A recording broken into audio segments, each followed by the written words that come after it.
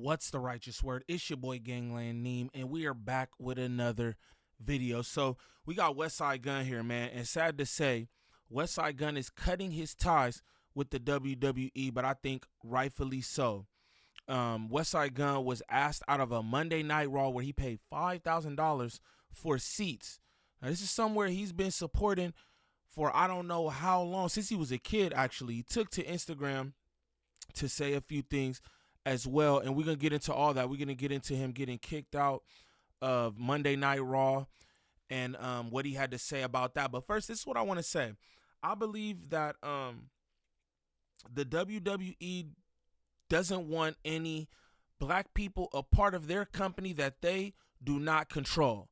They don't want any black people profiting from their company if they can't control them. Now, again, this is a guy who, I'm talking about the culture of wrestling.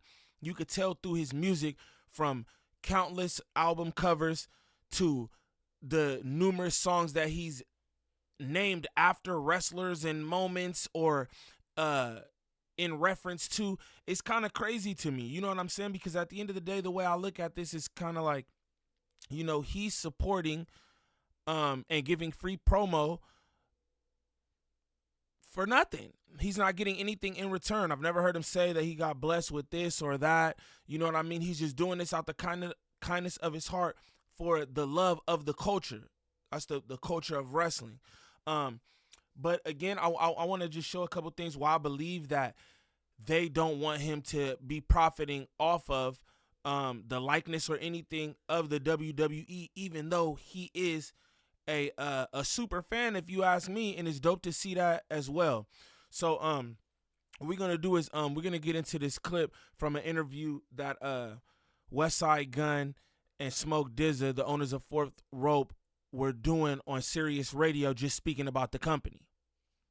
So I saw the promo on social media, pulling up in a nice foreign thing. Yeah. Static with Booker T. Looks great. Talk about the Fourth Rope collaboration with the reality wrestling. Man, go you get into it and then I talk my shit. Cause y'all talking spicy. Well, first and foremost, we're the infamous Fourth Rope. Yeah. You know what I mean? The fastest growing promotion in the world. Not only is it black owned, but it's owned by 2 rappers. Yeah. We're the first company to actually merge not just music, but hip hop and wrestling in one product.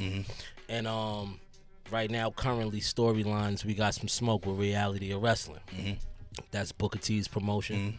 If you're not aware, Booker T is the original Harlem Heat. Of course, yeah. Stevie Ray. This is just for the people that don't know. I'm a big wrestler. Let's just assume. And you know what I mean? It's a wonderful thing, man. It's beautiful business. Booker T, I'm coming for you, nigga. Yeah, you heard? I found it very interesting to choose Umaga's son, especially after we saw the Bloodline storyline and the way that played out. Now Roman's wilding the fuck out and shit like that. But how is it working with someone that comes from a lineage like that? It's super dope, man. Shout out to Zilla Fatu. Shout out to Mama Fatu too, man. You know what I'm saying? Word, man. Big oosh, man. Like, it's super dope. Just you know, they family is super dope and talented, and you know, there's generations of them, you know what I'm saying? They so deep, and like, you know, we know Zilla's gonna go to the E one day, and we respect that, and we want that, and we wish that for him, you know what I'm saying? But right now, man, he our world champ. He doing his thing, man. Every match, he putting his neck on the line, man. He out there, you know, putting his body on the line, bleeding, jumping off shit. Like really you know going what I'm saying? crazy. Yeah, steel cage matches, you know, really taking those bumps, man. So he putting his neck on the line for Fourth Rope, and everywhere he go, he wear that Fourth Rope belt. Yeah. You know what I'm saying? Everywhere he go, he wear that Fourth Rope belt. So he represent us proudly. So, you know, man, it's nothing but love for Zilla Fatu. I think that's one issue that the WWE has with Fourth Rope, Westside Gunn, and Smoke DZA, is they're basically finding and A&Ring talent, right?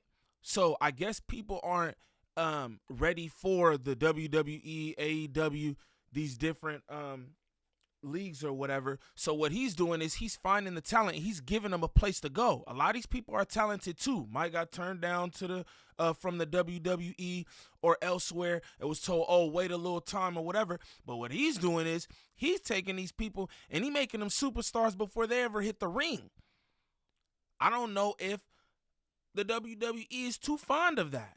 You know what I'm saying? I believe that they're like a one of those clubs where it's like, yo, leave ours alone. Like you're meddling in stuff where you have no business. But who's to say that that's not their business? Just throwing that out there. Yeah. What are some of the challenges that you guys have promoting a new wrestling company? You know, as independent owners, black minority. I know that there's an uphill battle that people don't see. People see the glitz, the glory, the promo, the performances, the hip-hop shit, the art world. But what are some of the challenges that you actually face? I mean, we the new kids on the block, so You got the bullies coming? I think we might serve in that lane too. But I think adversity. I think it's more so just like us just being new and just having to allow people to see what we do first, because people will judge a book by its cover. Yeah. But for the most part, like, we do great business, so Which is important. yeah. So it's been really easy for us to overcome certain things that I think other promoters might have to overcome just because we do such great business with our talent. So we ain't really got that. No challenge. Let me talk some shit. We don't got no fucking problems, man. He trying to make the shit. I was looking for the violin. He making it What the fuck is sweet. he talking about? I ain't had no problem yet. He trying to act like we them. Trying to act like we them. Now, when Westside says he trying to act like we them, he could only be referring to a few different people, right? The WWE being one of those people. And when you just see him up there talking like rappers, that's what hip hop culture is. It's bravado. It's being flashy. You know what I'm saying?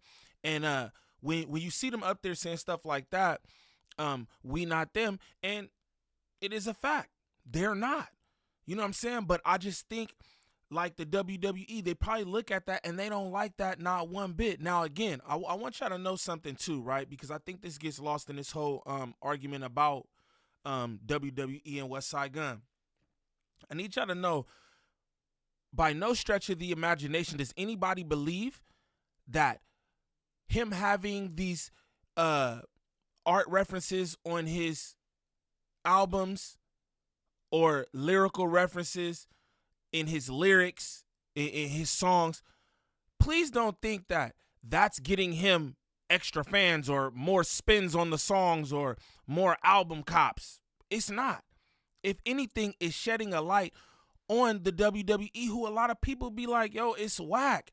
Oh, it's fake. We know that, but we watch all kind of stuff that we know is fake. It's a bunch of actors. You know what I'm saying? This is live entertainment. And again, people think it's corny.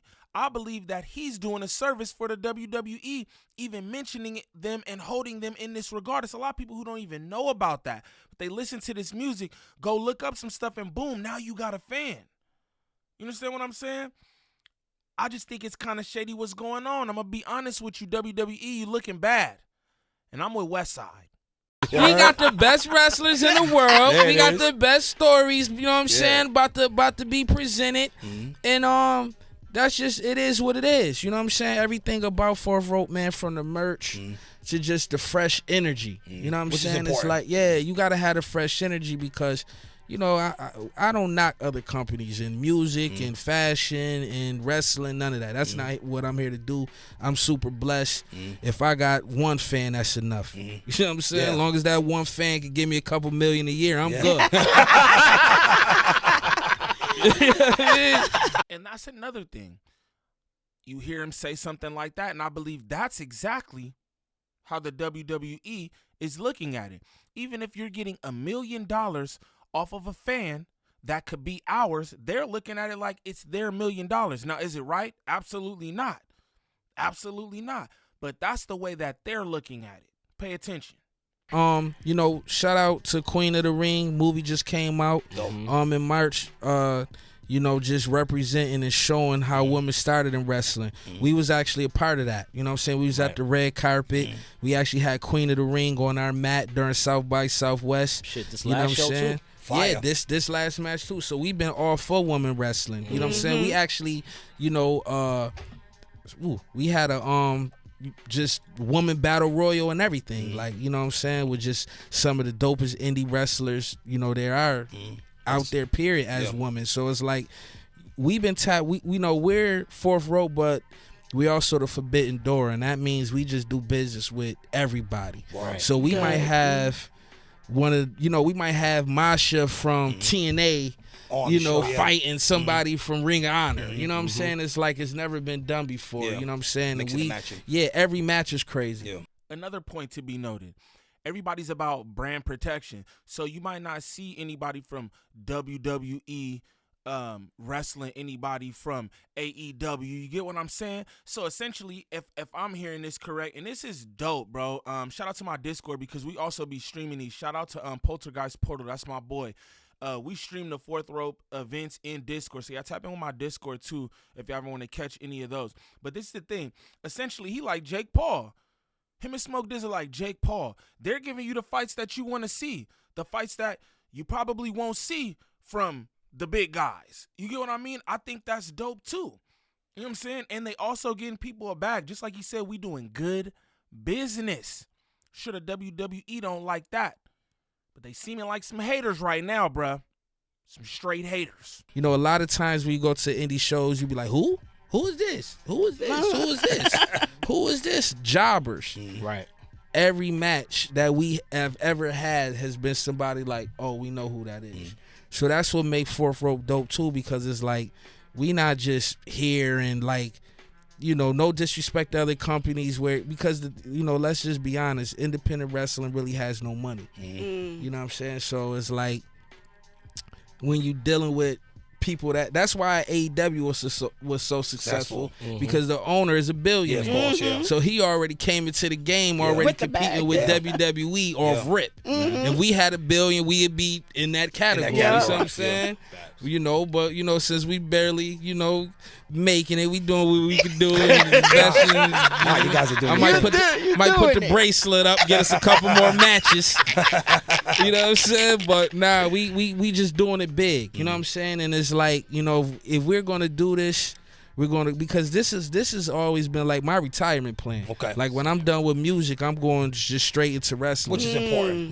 Yeah. So it's like this isn't one of these situations where it's like a year from now. No, this is the long game. Last year, April, we started off with just a party. First party was crazy though. We had Alchemist, DJ Drama. Fire. Who else we had on the first one? Williams. Conductor Williams. Derringer, like Benny performed. Yeah, Benny, but like that was just then because we couldn't even fit a ring, at TLA in Philly. Then the next one, the second one, we was at House of Blues during SummerSlam. Cleveland. Cleveland sold that out, but it was a party. Again, we had Muggs come through, Crime Muggs. Apple, Jay Worthy, all the people he was making albums with, they came through in Rome, like they came through and did their thing. You know what I'm saying? Doughboy, Bumby, crazy. You know what I'm saying? But then we had the opportunity, to get an auditorium in Chicago. You know what I'm saying? That was the first one that we actually had the space, and shit, we sold that out. Yeah. And that's the thing. Our first show in indie wrestling be 250, 300, 350, 400, 500. Our first show alone was 1,500 plus. Fire. You know what I'm saying? So it's like, Illinois. So we left there, went to Atlanta, sold out Center Stage. This was where WCW used to shoot back in the 90s. So we sold that out, and we had Big Crit, Killer Mike came through, Onyx did Slam. Shout out to Onyx. You know what I'm saying? It's like we doing things that's never been done. Period. We just had Joey Badass, Flatbush Zombies, did the Palms Casino. Like this every time is, we did South by and every time it's just getting bigger and bigger and bigger. So I can imagine we haven't even been to LA, Boston, Miami. We haven't even been nowhere. You see what I'm saying? And we already got a few going on right now with Booker. So we about to, fuck Houston up real quick, put them on their neck. Yeah, take over. You know what I'm saying? Booker, I'm coming for you. I honestly don't understand how anybody can hate on this, man. A1 entrepreneurship. Now, you always hear business professionals, investors, rich folks always tell you, yo, start off by investing in something that you're passionate about. Again, you could tell from the references in the music to the art, you know what I'm saying, to him pulling up to every big event, right? Front row right there doing it up, all the heavy jewelry on. You could tell that this man is a fan of the WWE and wrestling in general. And I think that that's dope when you find something like that that you can invest in. You heard the man say right there, this is a retirement plan for him. You know what I'm saying? Like, this is not just some roundabout something. Like, I plan on really doing this up. I think that's dope. Now, what we're going to do is we're going to get into a clip. This is the clip of them kicking him out of the WWE Monday Night Raw. I think this is scandalous, embarrassing. You know what I'm saying? Someone of his stature, I'm not even going to lie to you, to be asked out of this arena is just kind of crazy to me. So let's get into that. What's your name? Mark Brenner. Mark Brenner kicking me out of Monday Night Raw, my $5,000 seat. For no reason. All these people in here. I don't even know. What's your name? Mark Brenner. Mark Brenner kicking me out of Monday Night Raw, my $5,000 seat. For no reason. Westside Gunn writes on a post for Instagram, for years, I mean, nobody with 2 feet has spent the amount of money I have supporting and pushing a brand I've loved since I can remember. I sat front row at every big show, literally, all the good times it brought to my life, to the point when I started making music, I incorporated it in everything like Wu-Tang did karate. I made people who hated the product watch the product again. I made it look cool when at a time people thought it was nerdy. I've watched that same company sit countless people next to me who's not even fans for real and act like I didn't exist. I was threatened to take everything out of my music, which I did only to pay homage, or my whole catalog would be demolished. And everybody knows how hard I worked coming from Buffalo for me to get that threat for just supporting and being a real fan hurted me. But I stayed quiet and still, like a crazy man, sat front row because I love the culture. I even just went viral for spending $50K on sweets. On my soul, I've only been respectful. I've tried having conversations with the one individual because he's causing all of these unnecessary cases. And to be honest, he hates seeing young black successful entrepreneurs that could afford those seats and have to watch those chains dancing across that screen, to the point Monday Night Raw starts at 8 p.m. I was kicked out by 8:03 after spending $5K for seats plus travel, hotel, etc. That's wild. In my own city for absolutely nothing. I did not know this was in Buffalo, bro. That is egregious. I'm not even gonna lie to anybody. Like, what? They should be ashamed of themselves. No lie, the kid in me heart broke that day. I put the billboard up, that $1 Million Man billboard up, which he loves, and I wanted to push him in the culture because he deserves it, and to show Virgil some love for the culture. I get a letter saying ... So I said, you know what?